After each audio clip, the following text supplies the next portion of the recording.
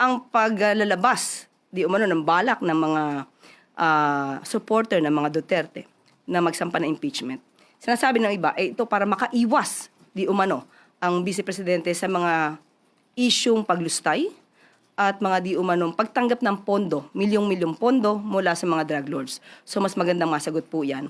At ang Pangulo naman, handa naman po sa lahat ng pagkakataon dahil siya po ay gumagalang sa konstitusyon, gumagalang po siya sa proseso. Pero kung pag-uusapan po natin ay breach of public trust, dahil nabanggit ito tungkol sa di umanong pagpirma sa GAA. Ang Pangulo po, unang-una, hindi po siya nagnakaw ng pera. Pangalawa, siya po ang nagpapaimbestiga sa mga maaanumalyang flood control projects at maaaring naging sanhi ng korupsyon.